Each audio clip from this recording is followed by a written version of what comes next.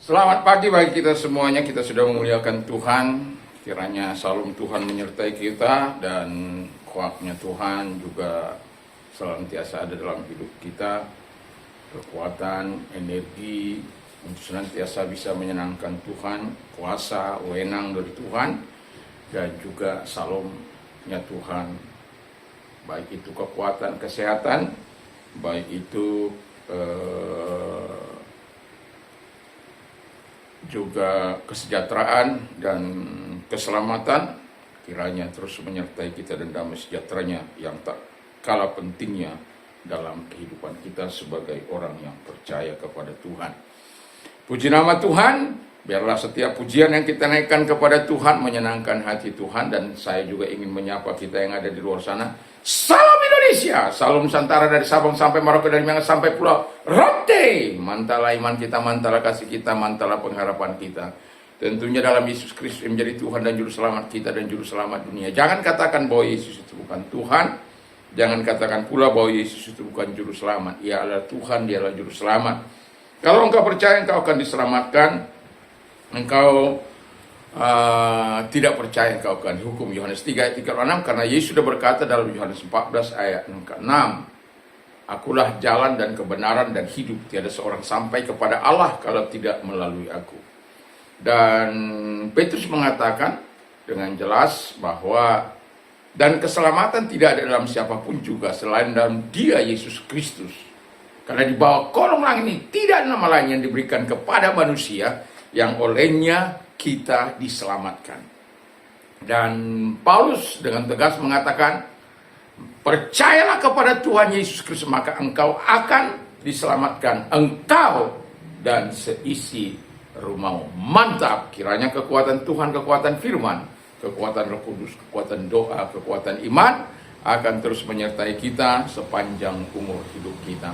Tuhan Yesus memberkati. Sebelum kita mendengarkan firman Allah, mari kita berdoa. Terima kasih Tuhan, kiranya Tuhan menolong kami untuk kami terus mau membangun komunikasi kami dengan Tuhan, keakraban kami dengan Tuhan, keintiman kami dengan Tuhan, manunggal dengan Tuhan, sehingga setiap pergumulan dalam kehidupan kami akan mendapat kekuatan dari Tuhan ketika kami mengalami ataupun jawaban dari Tuhan.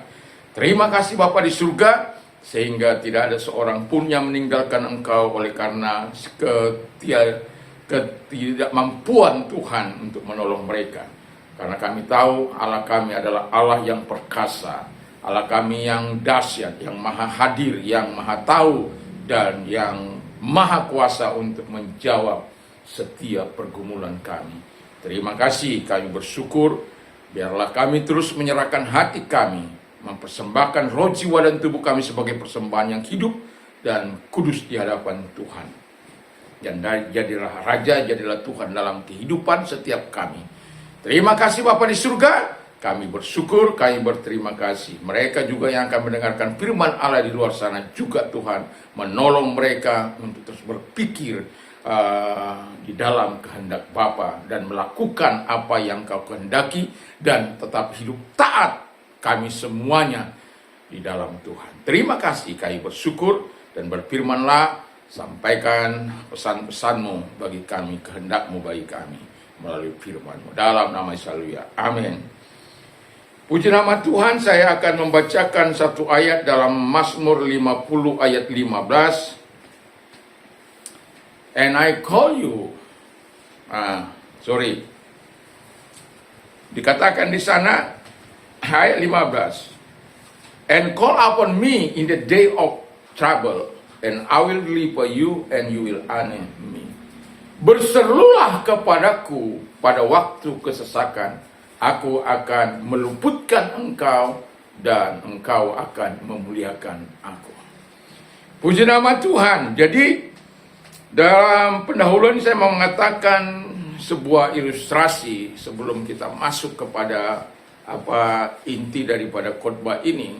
Yang pertama, kalau kita pernah ke gedung-gedung tinggi ya di kota besar, itu akan selalu ada tombol merah yang dipicit pada waktu darurat, emergency.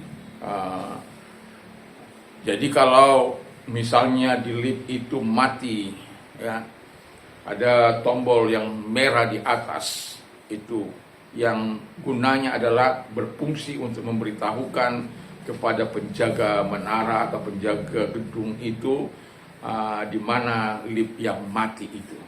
Kalau misalnya mati. Nah, itu adalah tombol untuk menyelamatkan kita dari situasi yang menegangkan itu. Kalau itu tidak berfungsi, maka kita akan mengalami kesusahan di dalamnya. Kadangkala bisa, ya kalau terus nggak, misalnya orang tidak tahu tapi kita ada di situ terus, bisa pingsan, bisa meninggal dunia.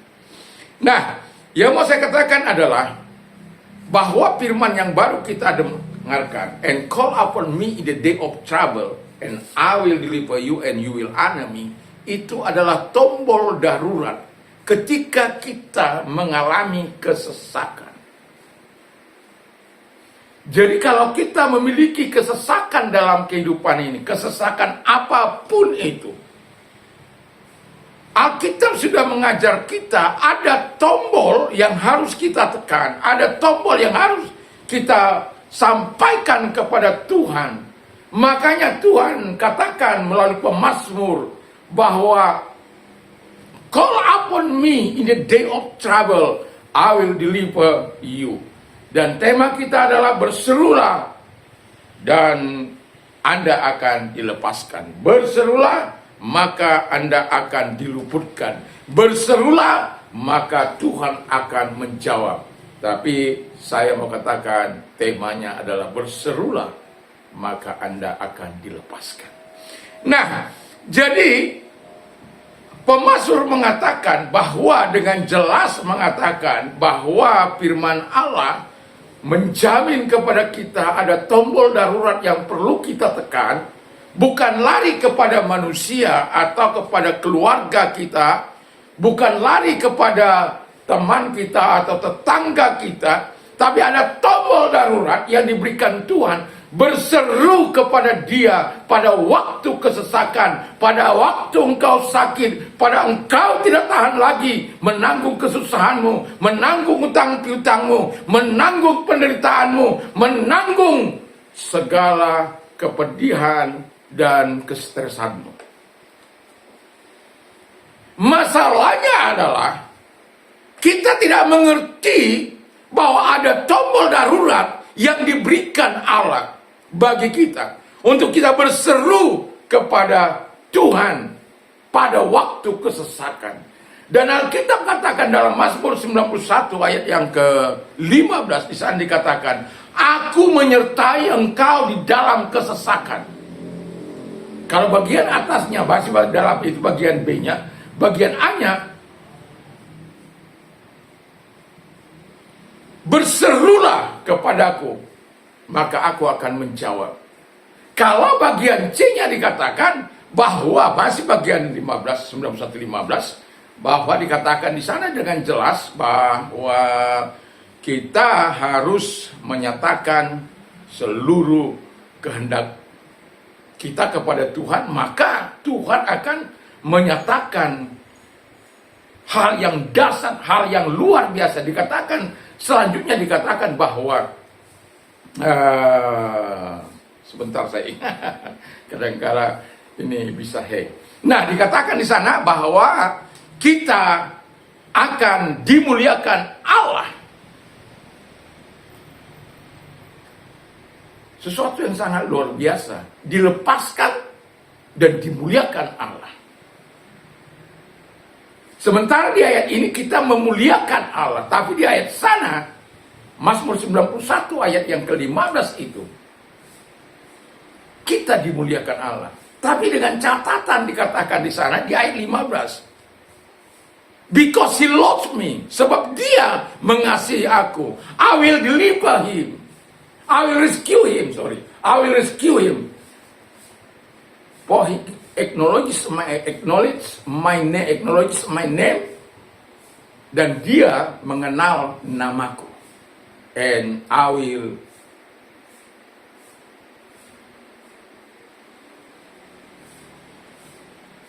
protect him. Dan aku akan menolong, melindungi dia.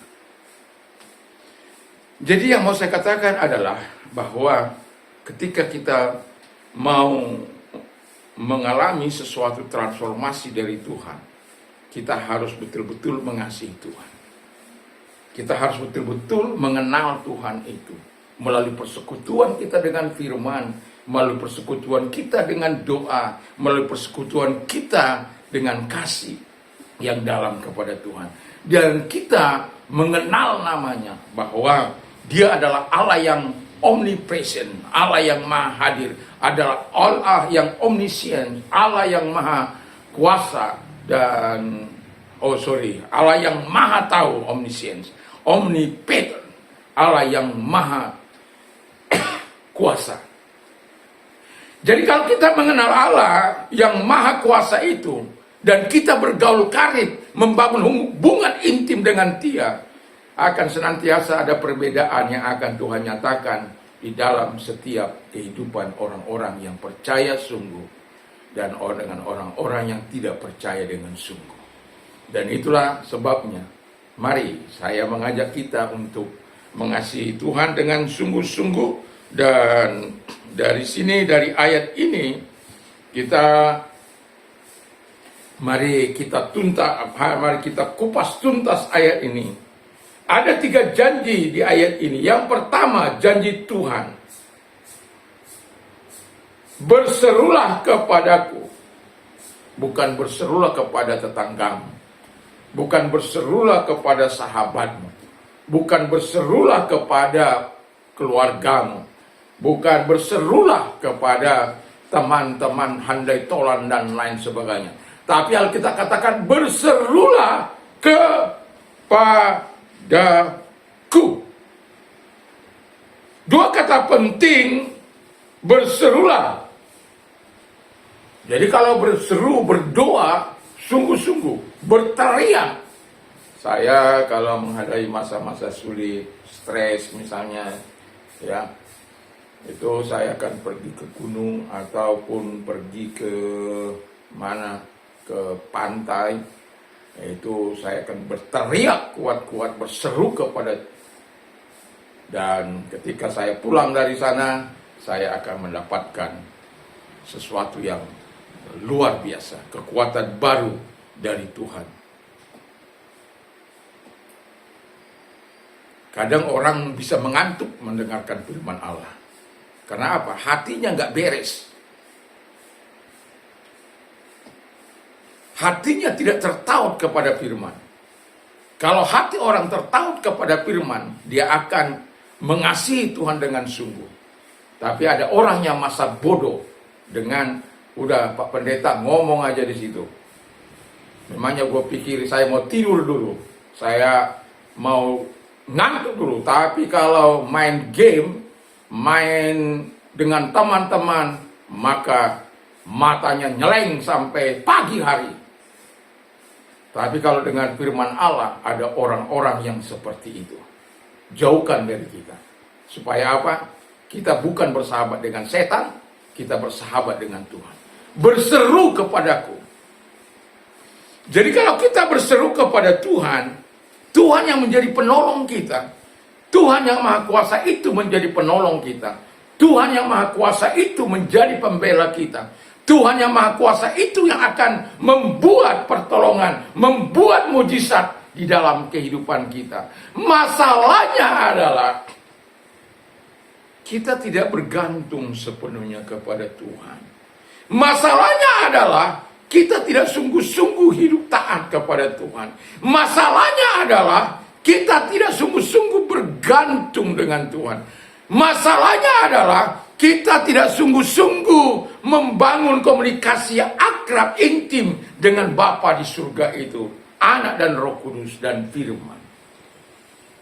Sehingga setiap kali kita menghadapi kesulitan, kesesakan, kita lari kepada dunia ini. Bahkan ada yang lari ke dukun-dukun. Ada yang lari ke paranormal. Saya masih ingat zaman dahulu kala, masih ya, kalau kadangkala itu kita diajak orang tua pergi ke dukun, untuk ada sajalah minta ini minta itu macam-macam. Padahal perjalanan itu bukan 1 jam 2 jam, itu bisa 7 jam. Bayangkan 7 jam pulang pergi 14 jam. Hanya untuk pergi ke orang pintar. Saya melihat orang pintar itu, ya kan. Ini kan setelah, ya dulu kan kita belum sungguh-sungguh ya. Kita melihat ya hidupnya juga kok compang-camping juga. Ya. Kenapa kalau memang dia sakti, kenapa dia nggak bikin? Ya. Tapi banyak orang percaya. Bukan berseru kepada Tuhan menghadapi kesulitannya, tapi datang ke orang pintar untuk menyelesaikan utang piutangnya. Aneh bin ajaib. Bukan berseru kepada Tuhan buat supaya Tuhan mengirimkan para pelanggan, tapi berseru kepada setan.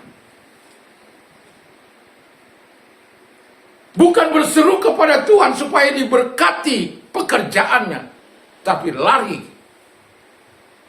kepada paranormal, minta jabatan supaya naik.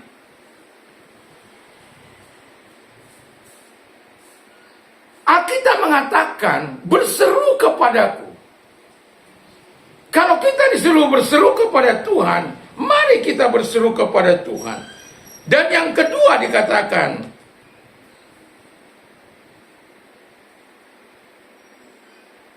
tadi berseru, yang kedua kepadaku. Jadi berseru kepadaku. Dua kata penting, berseru dan kepadaku. Jangan kepada dukun-dukun. Karena Yesus sudah berkata, berserulah kepadaku maka aku akan menjawab engkau. Yeremia 33 ayat yang ketiga. Dan kalau kita ingat perjalanan daripada Yusuf, ya, mengalami masa-masa yang sulit, mengalami masa-masa yang tidak menyenangkan. Belasan tahun dia harus mengalami penderitaan dan dibenci oleh saudaranya, dimasukkan oleh saudaranya ke sumur, lalu dijual oleh saudaranya kepada orang Midian. Orang Midian atau saudagar Midian, orang atau saudagar Midian menjual kepada Potifar.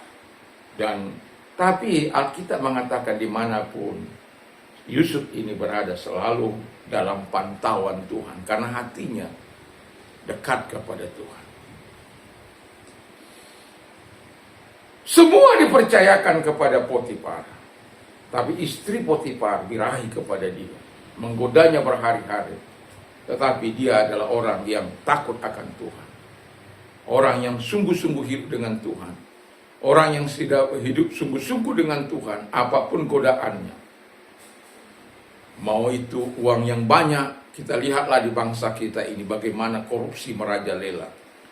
Sebuah kebanggaan, kekayaan yang begitu luar biasa dibangga-banggakan walaupun itu hasil korupsi. Mereka tidak tahu darah itu, mereka memberikan asupan yang tidak halal, darahnya akan berteriak kepada Sang Ilahi. Darah anak-anaknya akan menjadi pemberontak, sedangkan kita kasih aja yang halal, anak-anak kita masih pemberontak, tidak mau dengarkan firman Allah, ngantuk mendengarkan firman Allah. Kenapa?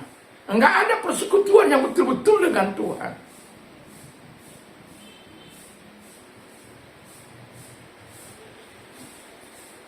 Dan itu sebabnya saya mau katakan kepada kita, supaya kita betul-betul menyerahkan diri kepada Tuhan.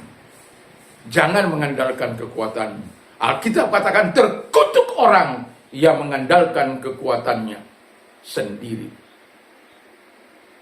Tapi diberkati berkati orang yang mengandalkan Tuhan.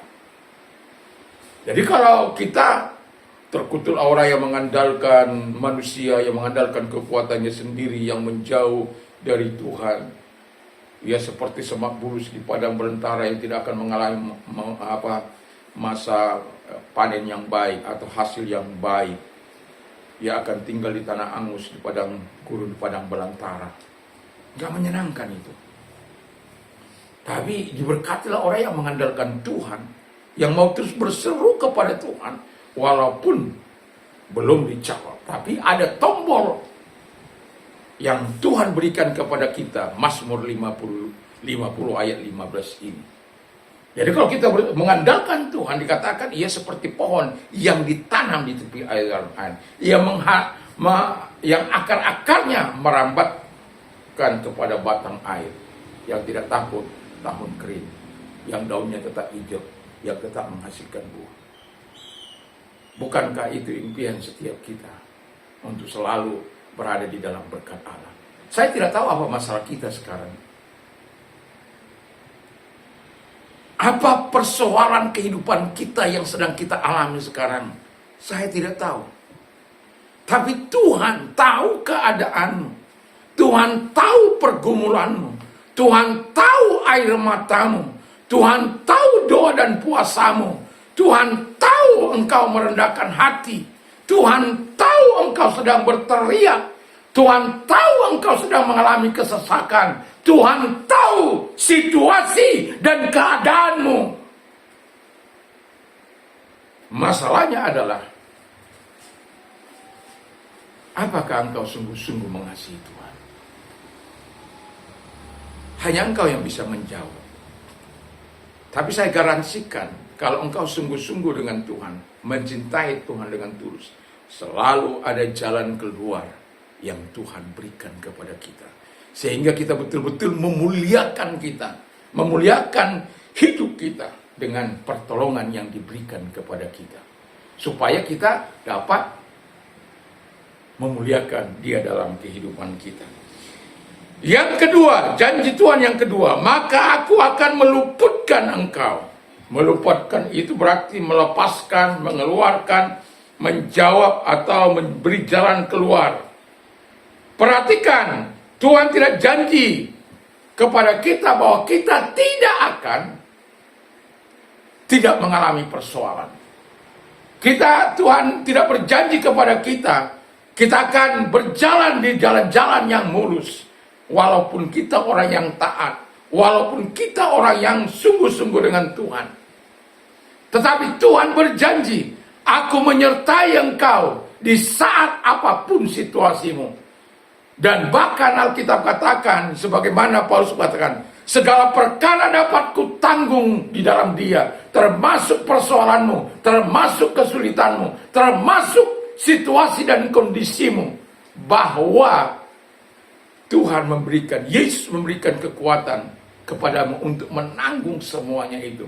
Karena pencobaan-pencobaan yang kita alami hanyalah pencobaan-pencobaan biasa. Dan kalau kita mengalaminya, Tuhan akan memberikan jalan keluar bagi kita. Dan itulah sebabnya pentingnya kita memiliki firman, pentingnya kita membaca firman, memperkatakan firman, menaruh firman itu dalam hati kita. Firman Allah katakan, if you abide in me, and my words abide in you, you will ask what you desire, it shall be done for you. John chapter 15 verse 7. Jadi Yohanes 15 ayat 7 itu. Jika engkau tinggal dalam aku, dan firmanku tinggal dalam engkau, mintalah apa saja yang engkau inginkan, maka akan kuberikan kepadamu.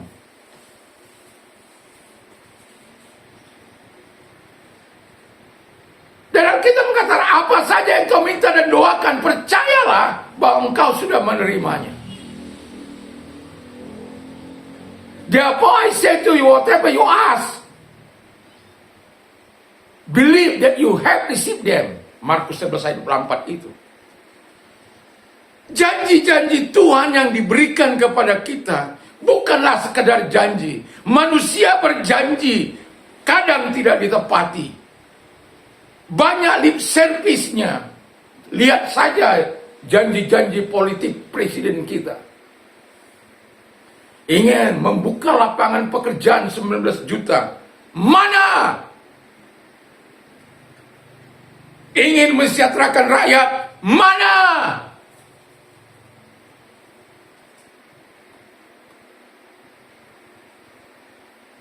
Perputaran ekonomi melambat. Janji uang sekolah gratis. Mana? Subsidi BBM. Mana? Subsidi listrik. Mana? Ya untungnya saya tidak percaya pada janji itu pada waktu itu. Bagi saya itu muluk-muluk.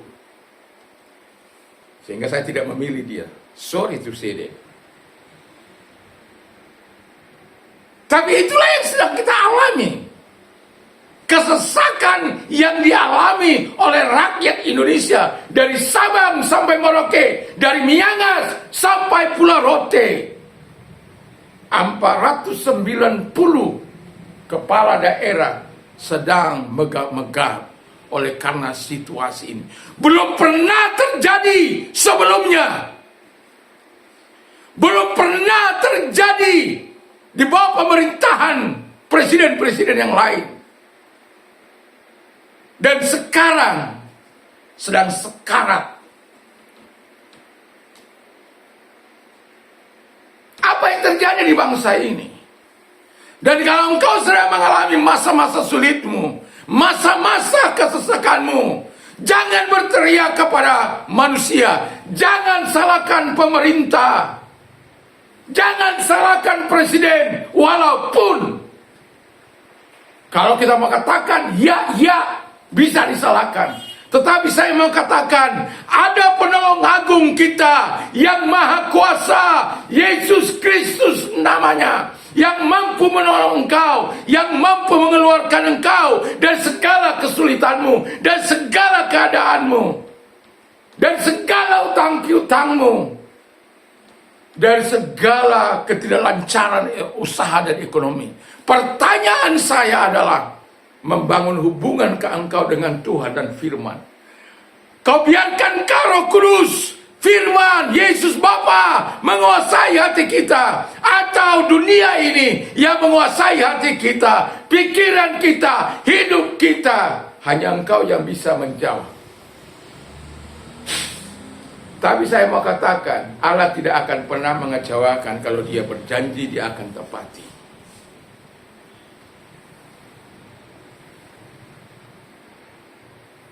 Dan itu pentingnya kita hidup bersama dengan Tuhan. Itu pentingnya kita bersama dengan Tuhan. Mencintai Tuhan. Mengasihi Tuhan. Dengan segala keberadaan kita.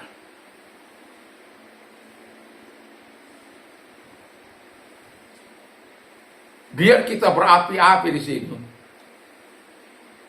Kadangkala pendeta sudah berapi-api, bersemangat. Jemaat ngantuk. Apa yang terjadi?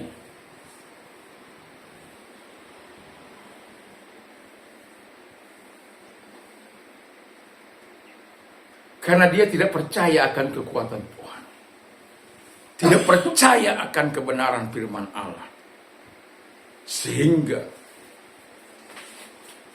kantuk lebih menguasai. Makanya ada ilustrasi, ada orang yang ngantuk, lalu kemudian ketika dia mengantuk, apa yang terjadi? Lalu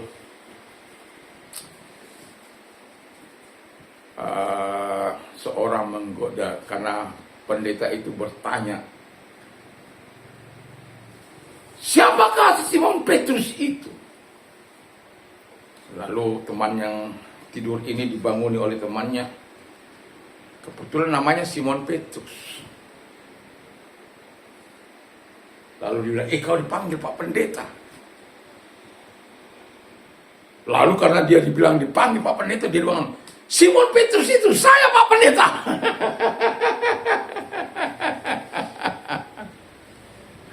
Karena apa? Ngantuk.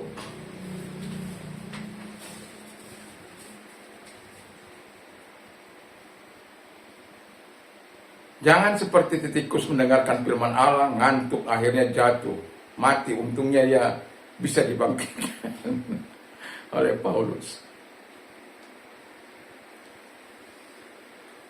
Kalau tidak mati secara fisik, mati secara rohani. Karena kita tidak bisa bertumbuh.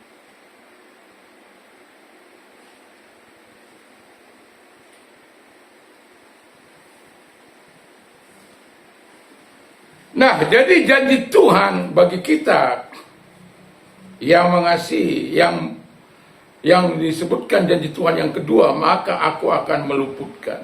Alkitab katakan, berserulah kepadaku, maka aku akan meluputkan engkau. Meluputkan itu saya sudah katakan, melepaskan, mengeluarkan, menjawab, dan memberikan jalan keluar.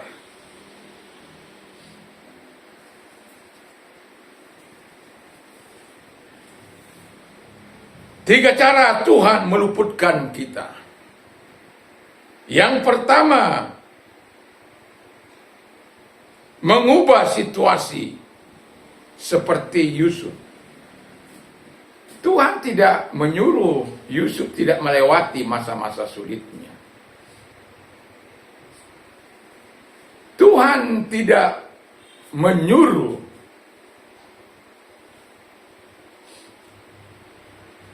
persoalan tidak datang kepada Yusuf. Tapi Tuhan mampu mengubah situasi yang pelik yang dialami oleh Yusuf menjadi sesuatu yang sangat menyenangkan. Dari menyakitkan menjadi sebuah berkat yang sangat luar biasa. Dari penjara menjadi orang nomor 2 setelah Firaun di Mesir pada waktu itu. Orang asing, tapi mampu mengerjakan sesuatu yang baik, mampu mengerjakan sesuatu yang luar biasa. Karena apa? Hikmat Tuhan. Karena dia adalah orang yang takut akan Tuhan, sehingga Tuhan senantiasa memberikan hikmat kepada dia dengan menerjemahkan mimpi daripada Firaun. Para ahli tidak bisa menerjemahkannya, tapi Tuhan memberikan hikmat kepada Yusuf untuk menerjemahkan. Tuhan buat itu supaya apa? Mengangkat Yusuf yang sedang ada dalam penjara sana. Dia pernah mencoba untuk mengangkat dirinya dengan meminta pertolongan dari mereka yang ditolong, yaitu juru minuman raja. Tetapi juru minuman raja lupa. Dan pada waktu terjadi mimpi dari raja yang sangat luar biasa. Bayangkan gandum yang gemuk, 7 gandum gemuk gitu, lalu dimakan oleh gandum yang kurus, tapi tidak berubah perawakannya. Sapi yang kurus memakan 7,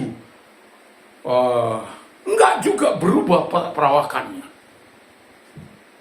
Saking menderitanya, itu membuat raja gelisah. Membuat Firaun gelisah. Apa ini kok sampai 2 kali terjadi demikian? Dipanggil para ahli, penafsir mimpi, tapi tidak ada seorang pun yang mengerti. Tidak ada seorang pun yang tahu. Lalu terinyalah juru minuman raja. Wih, ampuni saya tuanku raja.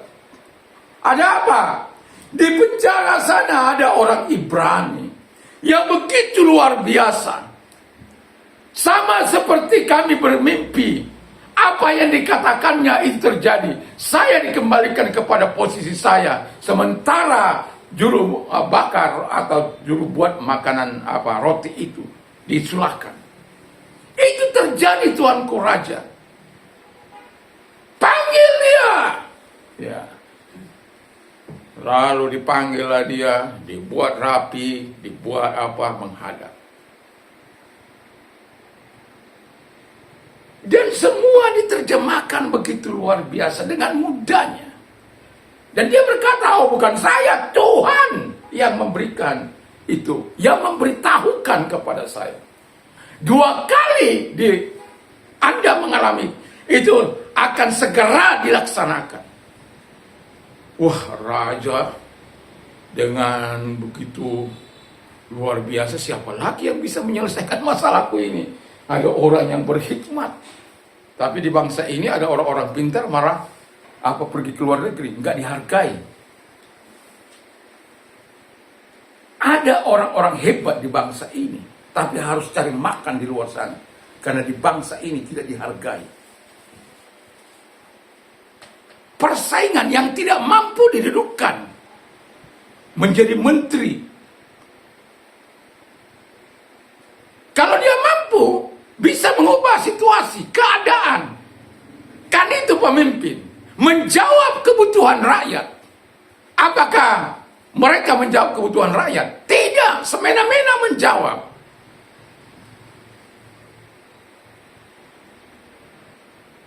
Tuh, tiru itu pemimpin si Shirley 32,9% pertumbuhan ekonominya tertinggi di Indonesia. Dan dia berkata dia adalah orang yang takut akan Tuhan. Yang lainnya hanya 7-8%. Nggak sampai 8%. Tapi hampir mencapai 8%. Satu-satunya provinsi tertinggi.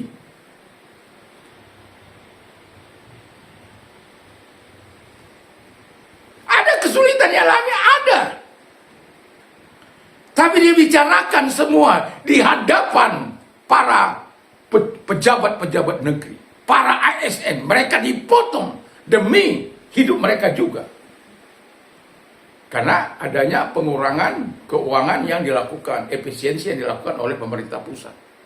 Mereka termasuk orang yang mengalami kesulitan, tetapi ada solusi yang diberikannya.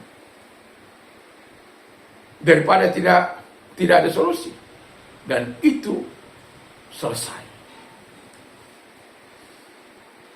Karena pemimpin itu harus kreatif.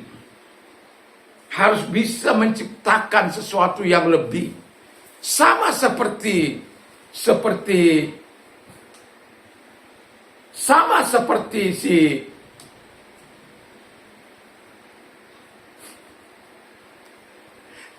Yusuf. Sama dia. Memberikan solusi. Dan raja mengangkat Yusuf dan selesai perkaranya. Bayangkan di masa 7 tahun kelimpahan. Dia membuat aturan yang membuat semua hasil dia bawa. Dan 7 tahun kelimpahan yang begitu luar biasa. Tapi sebagaimana mimpi daripada Raja Firaun. Yang 7 tahun kelimpahan itu seolah-olah tidak tampak ketika datang kelaparan 7 tahun itu. Tapi dia pemimpin hebat. Dia telah mempersiapkan semuanya. Dan Tuhan juga sedang mempersiapkan kehidupan satu bangsa yang bernama Israel atau Israel Ibrani itu. Bangsa Israel tidak dibiarkan untuk mati kelaparan. Tuhan mengutus Yusuf terlebih dahulu menjadi pemimpin di Mesir. Dengan apa? Dengan maksud memelihara suatu bangsa yang telah dipilih oleh Tuhan. Rancangan semua di tangan Tuhan. Skenario dia ada di benaknya Tuhan, di pikirannya Tuhan. Jadi jangan pikir kehidupanmu dalam keadaan kesusahan, dalam keadaan penderitaan. Tuhan bisa mengubah situasimu. Kalau saja engkau sungguh-sungguh hidup dengan Tuhan. Yang kedua dikatakan oleh firman Allah. Memberi kekuatan. Alkitab mengatakan, Paulus mengatakan, segala perkara dapat kutanggung di dalam Dia yang memberi kekuatan kepadaku. Itu dalam Filipi 4 ayat 13. Dalam dalam 2 Timotius 3 ayat yang ke-11 dikatakan di sana. Penderitaan, kesengsaraan, kesusahan yang aku alami di Antioquia, Iconium, Listra, dan keluar dari semua itu, dari semua penderitaan itu, Tuhan yang melepaskan aku. Wow. Bukankah kita punya Tuhan yang hebat?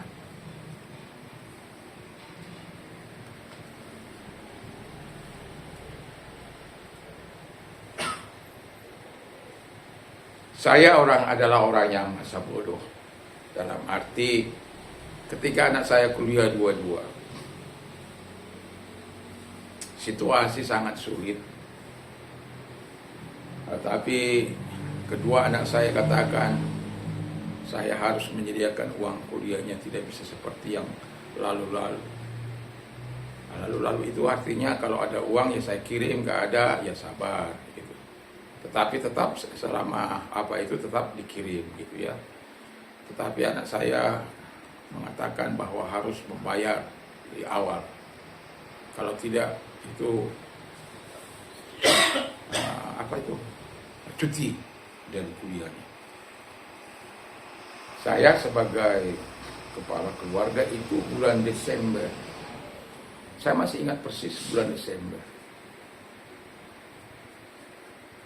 saya bilang sama Tuhan, Tuhan selama ini saya nggak pernah mau mendesak Tuhan. Ya kalau Tuhan berkati, saya bersyukur. Enggak, saya juga bersyukur. 1000 ucapan terima kasih saya kepada Tuhan. Dan 10 pujian saya kepada Tuhan. Dan saya berkata, kalau kali ini Tuhan, saya bilang bahwa kalau anak saya tidak punya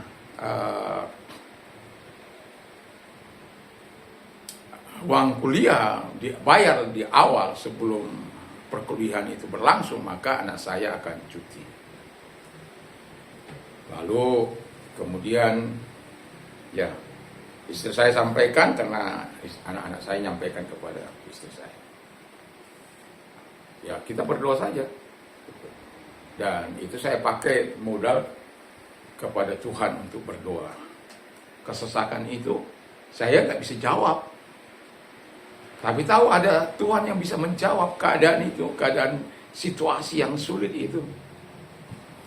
Lalu saya berdoa,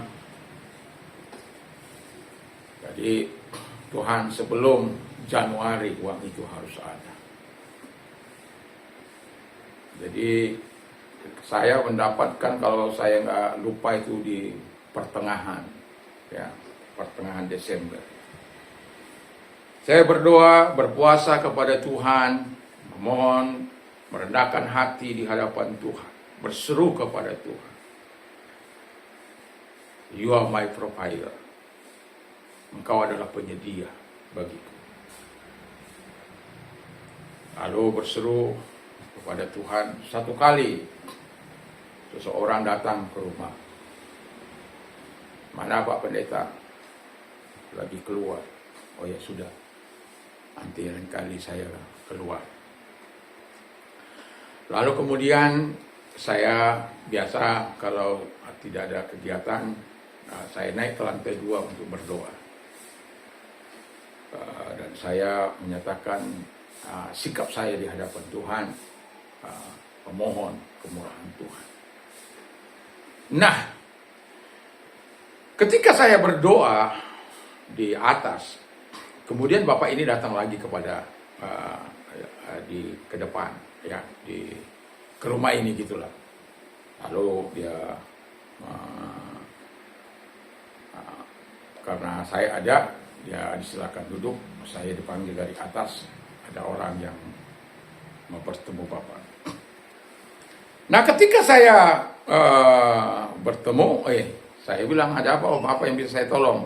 Padahal sebenarnya saya yang bisa sebenarnya mengharapkan bantuan dan pertolongan. Ada apa Om? Enggak, gini loh. Saya ini beberapa hari ini, saya berdoa ke wajah Pak Simon itu selalu hadir di wajah saya. Dia bukan jemaat saya.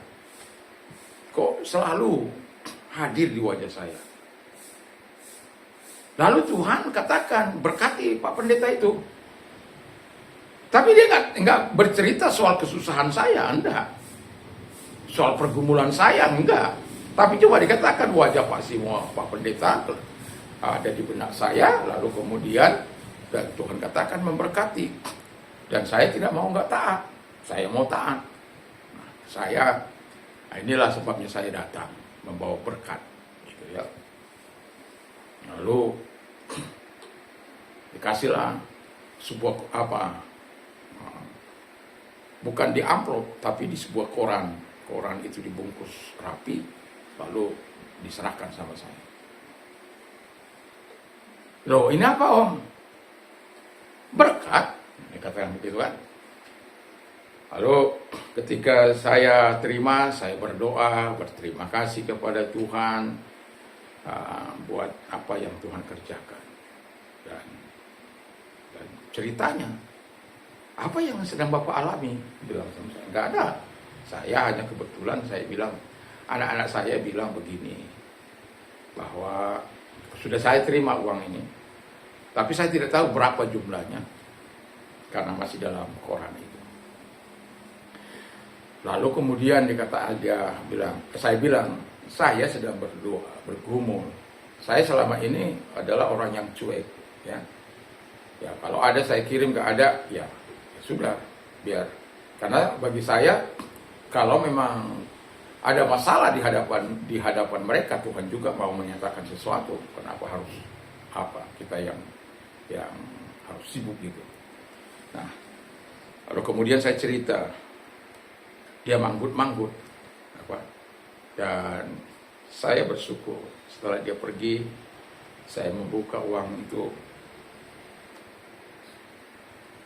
2 biaya anak kuliah anak saya itu selesai, dan masih ada bisa saya makan kira-kira lebihlah 1 bulan untuk bisa untuk itu. Apa yang mau saya katakan di sini? Ketika kita berseru dalam kesesakan kita, Tuhan punya kuasa. Saya mau beli rumah ini, nggak ada duit kan? Lalu karena orang mempengaruhinya, lalu, mana ada rumah 50 juta sekarang ini? Gimana itu?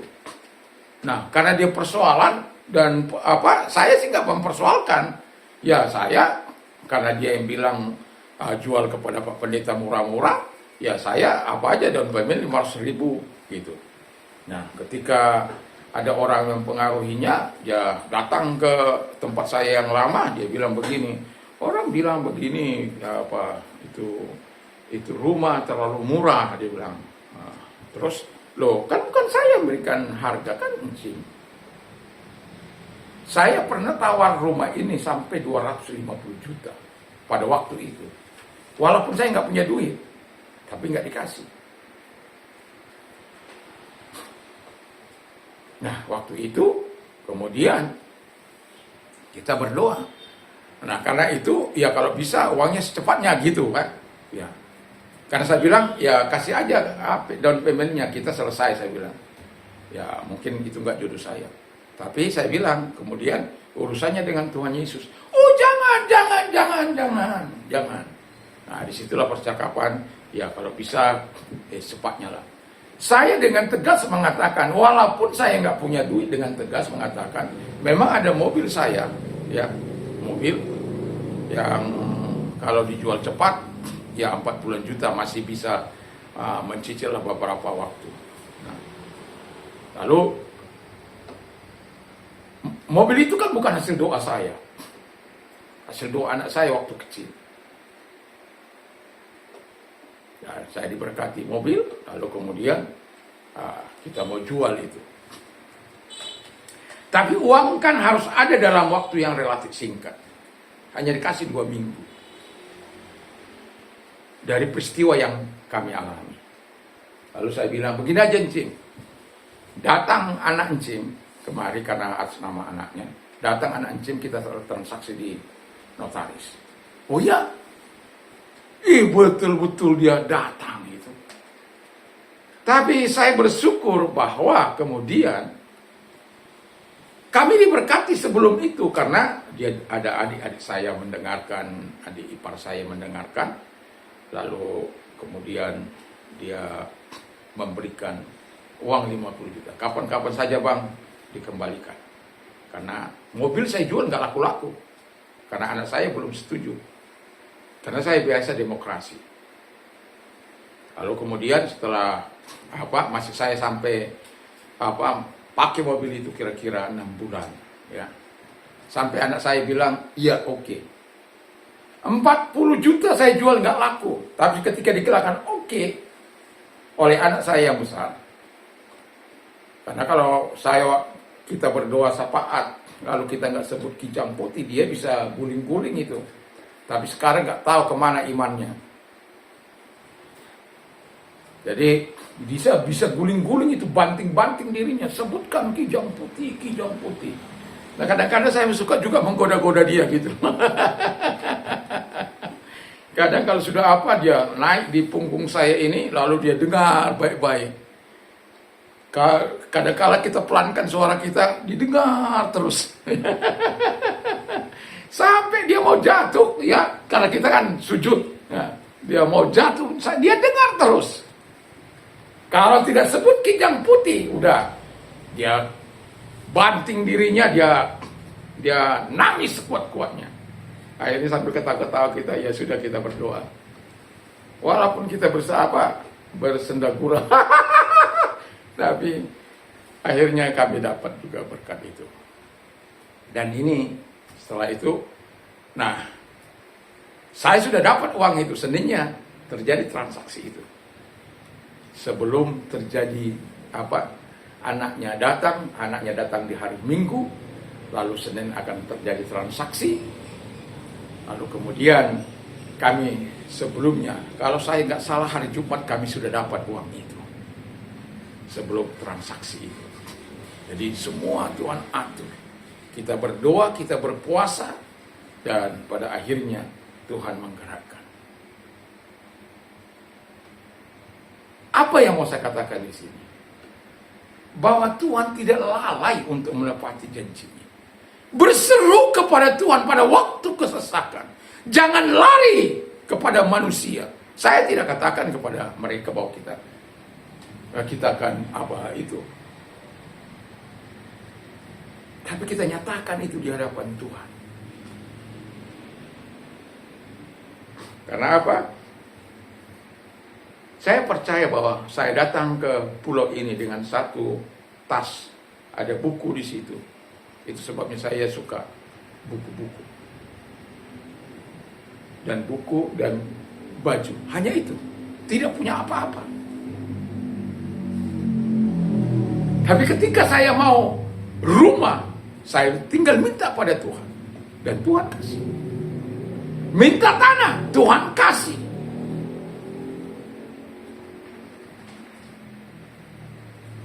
Minta di tahun kelima ada gedungnya. Rumah inilah terjadi, tidak lagi sewa.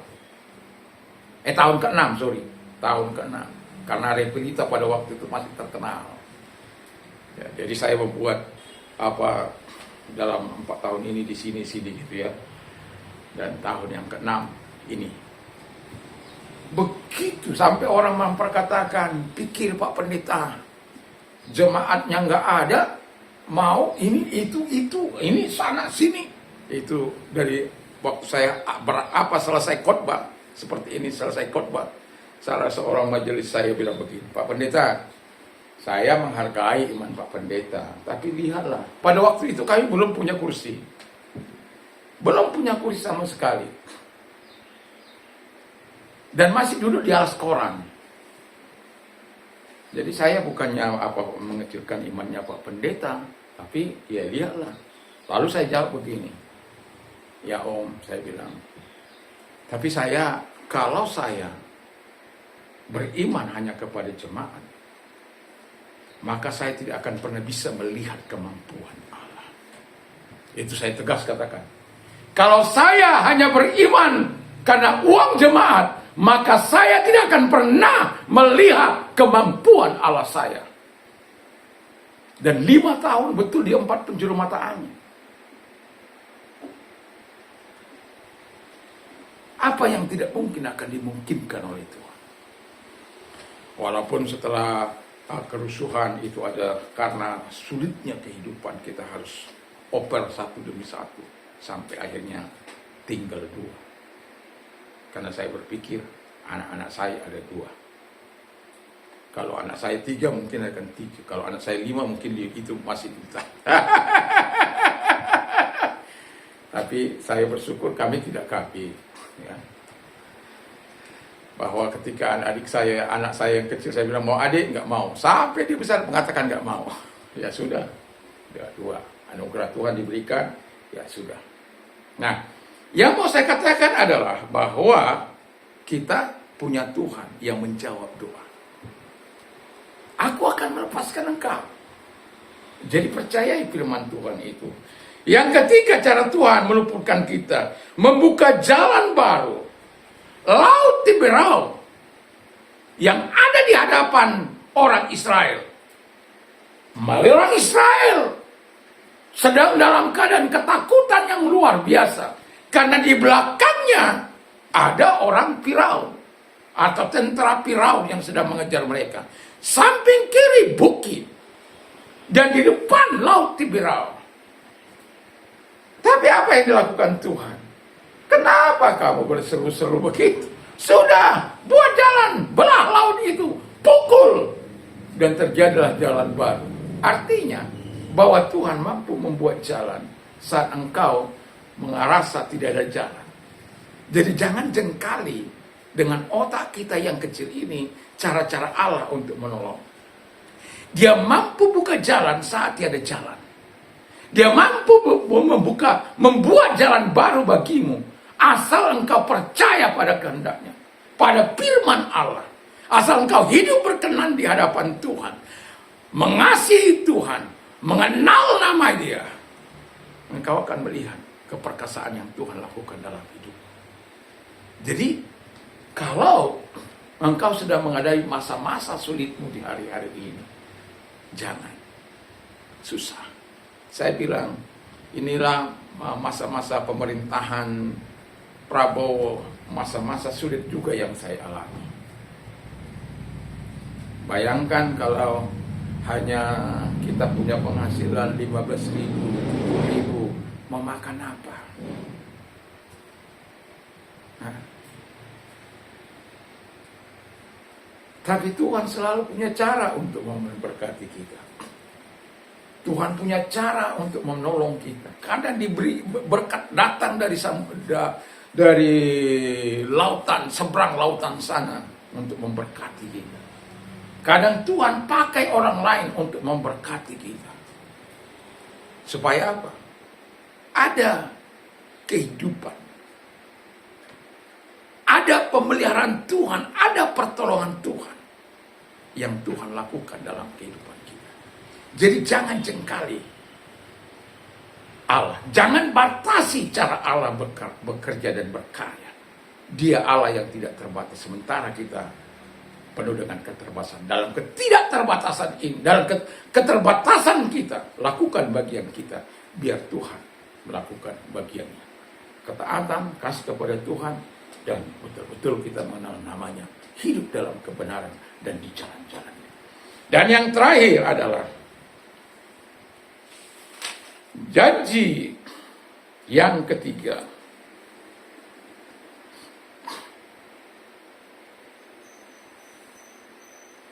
Oh ya, sebelumnya saya akan berikan ilustrasi dulu satu di apa ini. Kita tentu pernah melihat orang kebakaran. Saya pernah melihat di TV bagaimana seorang orang yang sedang di api, tetapi orang pemadam kebakaran atau siapa itu petugas pemadam kebakaran itu masuk untuk merebut, mengambil anak ini dan menyelamatkan anak ini. Saya mau katakan, kalau pemadam kebakaran saja dalam kesesakan anak yang terperangkap di gedung tingkat itu, kalau saja terlambat dia akan mati. Tapi dia selamat karena ada orang yang berani masuk, yaitu petugas pemadam kebakaran, melewati api tersebut dan memeluk anak tersebut dan membawanya keluar. Wow, itu luar biasa. Dan Tuhan kita jauh lebih daripada pemadam kebakaran. Dia bisa menolong kita, dia bisa memberkati kita, dia bisa melihara kita. Yang penting kita percaya kepada Dia. Dan yang ketiga, janji yang ketiga, ya, begitulah Tuhan bisa masuk ke dalam kesesakan kita dan menarik kita keluar untuk memberikan pertolongan bagi kita.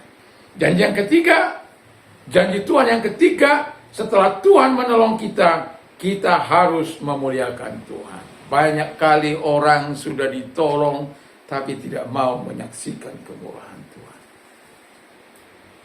Itu sebabnya ketika kita berteriak kepada Tuhan, ketika kita lepas dari masalah kita yang sudah ditolong oleh Tuhan, lalu kita berteriak lagi ketika menghadapi masalah, Tuhan bilang begini, ya sudah kamu saja. Aku tolong juga, kamu gak pernah menyampaikan kesaksianmu kok.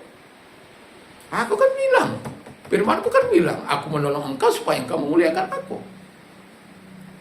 Kenapa engkau tidak lakukan? Kenapa engkau tidak kerjakan? Kenapa engkau tidak lakukan apa yang kuperintahkan? Kenapa hanya untuk senang-senangmu saja? Ini kan dikatakan meluputkan engkau dan engkau memuliakan aku. Di mana engkau memuliakan aku? Engkau tidak mau bersaksi pada keluargamu, kepada orang-orang tentang kebaikanku, kepada jemaat atau kepada kelompok sel di mana engkau ada. Enggak kau saksikan kemurahan, atau kepada jemaat Tuhan di mana engkau beribadah. Enggak pernah kau saksikan kemurahan Tuhan. Kau anggap masa bodoh pertolongan yang kuberikan kepadamu.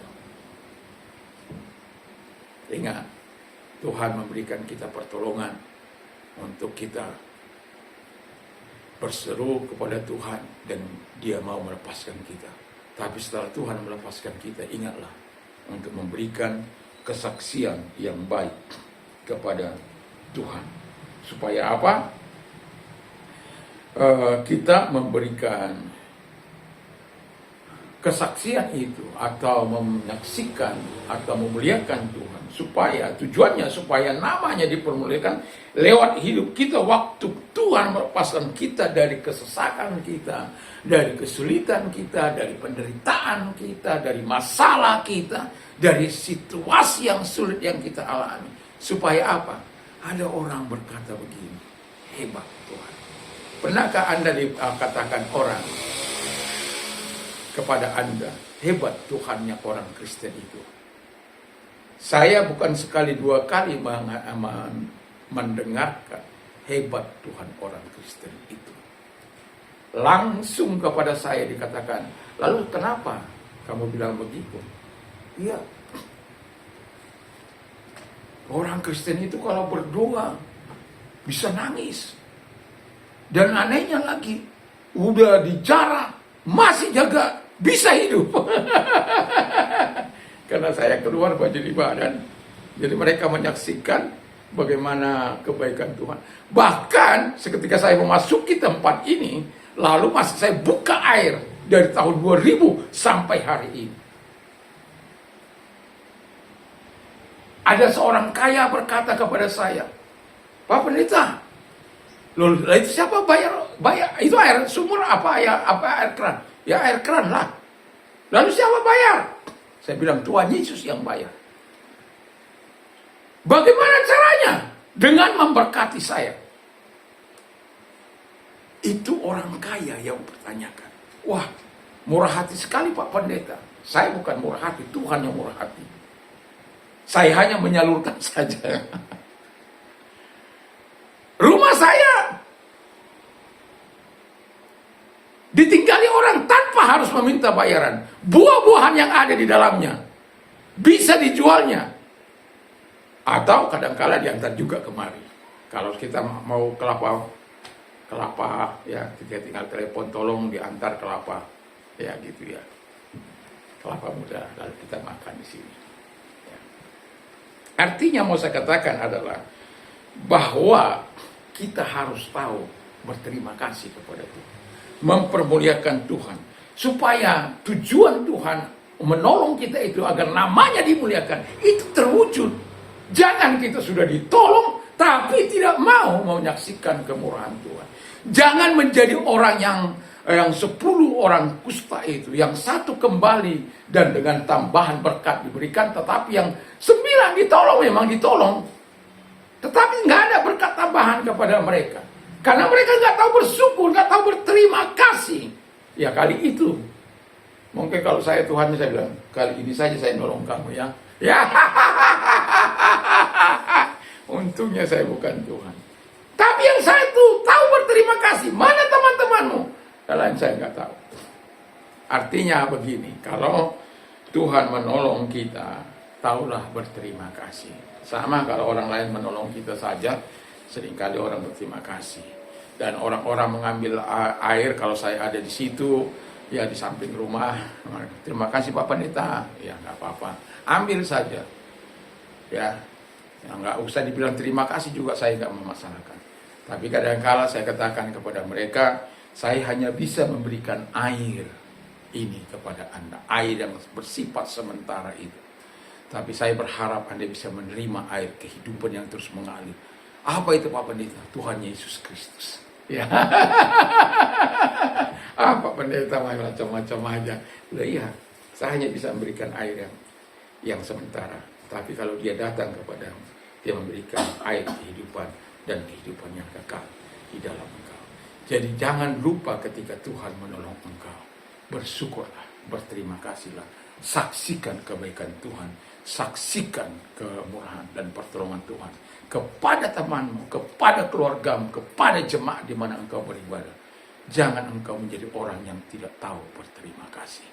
Taulah berterima kasih kepada Tuhan, supaya waktu engkau mengalami masa-masa sulitmu kemudian, saya mau katakan, di mana saya mengalami masa-masa pergumulan, selalu Tuhan buka jalan dan selalu ada jalan keluar yang Tuhan berikan. Karena setiap makan saya katakan 1000 ucapan terima kasih saya kepada Tuhan, 10 pujian saya, karena itu adalah tanda bagi saya itu sebuah nazar yang saya ungkapkan kepada Tuhan. Jadi itu bukan sembarang nazar, tapi saya bilang begini sama Tuhan, kalau saya gagal mengucapkan ucapan terima kasih saya 1000 kepada Tuhan, 10 pujian, janganlah Tuhan marah. Ya, karena kadang-kala kesibukan bisa nggak sampai 1000. Ya, makanya saya kalau sekarang ini, karena kadang-kala suara kita itu bisa hilang, bisa apa. Jadi saya pagi-pagi atau malam hari menyanyikan, membuat sebuah album, ya bukan saya membuat album, membuka di YouTube album puji-pujian, dan itu saya dengar, dan kalau lagu itu saya tahu saya mengikuti. Tetapi saya tetap memberikan ucapan terima kasih saya, ucapan pujian saya kepada Tuhan. Karena apa? Saya tetap percaya ketika saya menghadapi masa-masa sulit saya, Tuhan tidak akan abai menolong saya. Pertanyaan saya adalah, apakah kita sungguh-sungguh mengasihi Tuhan dan sungguh-sungguh mengenal namanya? Apakah kita sungguh-sungguh berdoa kepada Tuhan? Apakah kita sungguh-sungguh hidup dalam ketaatan dan kebenaran? Apakah kita sungguh-sungguh hidup dalam kekudusannya? Apakah kita mau serupa dan segambar dengan Dia? Kalau jawabannya mau, maka terimalah segala kebaikan Tuhan yang akan terus menyertai kita sepanjang umur hidup kita. Tidak peduli masalah sebesar apapun yang kau hadapi, berserulah, tekan tombol kerajaan surga itu. Mazmur 51 Mazmur 50 ayat yang ke-15. Kiranya Tuhan Yesus memberkati. Mari kita berdoa. Terima kasih Tuhan. Kami percaya ketika kami berseru, Tuhan mau melepaskan kami dari segala masalah kami. Dan kami bersyukur kepada Tuhan Bapa di surga. Terpujilah Engkau, dan kalau ada di antara jemaat Tuhan yang sakit, Tuhan menolong mereka. Di dalam nama Yesus, dan yang ada di luar sana, kalau engkau sakit, arahkan tanganmu kepada Tuhan. Dalam nama Yesus, segala sakit penyakit mereka, dalam nama Yesus, keluar, hancurkan dengan kuasa. Terima kasih Bapa di surga. Dan mereka juga yang mengalami pergumulan hidup, Tuhan menolong mereka, menyatakan kasih-Mu kepada mereka. Dalam nama Yesus Kristus, terima kasih. Kami sungguh bersyukur, berterima kasih. Dan biarlah kami orang-orang yang tahu berterima kasih dan menyaksikan kebaikan Tuhan senantiasa ketika Tuhan menolong kami dari banyak kesulitan dan masalah. Terima kasih sehingga nama-Mu dimuliakan dengan kami mempertunjukkan kebaikan Tuhan yang telah Tuhan lakukan dalam hidup kami. Terima kasih bangsa dan negara ini, kiranya Tuhan memberkati para pemimpin kami, sehingga mereka bisa menjadi jawaban dalam setiap kesulitan anak bangsa. Dan mereka membuka lapangan pekerjaan, bukan hanya mempertahankan makan gratis Bapa di surga yang mengakibatkan tekanan ekonomi di banyak masyarakat, harga-harga yang melambung dan lain sebagainya.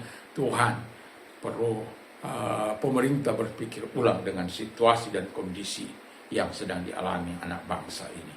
Dan kami tetap yakin dan kami percaya mereka-mereka yang sedang ter-PHK, kami doakan supaya mereka tetap sabar dan mereka tidak putus asa, tapi mereka semakin kreativitas seperti yang dilakukan oleh pemilik Holiday Inn pada waktu di masa lalu Bapa di surga, di mana mereka mengalami PHK dan dia mengalami masa depresi yang begitu luar biasa, tetapi Tuhan membuat hikmat kepada dia untuk membuka kamar-kamar kos di rumahnya, dan pada akhirnya jadilah Holiday Inn hotel di mana-mana ada di seluruh dunia ini. Dan itu karena adanya orang yang di PHK, tetapi dia tidak sampai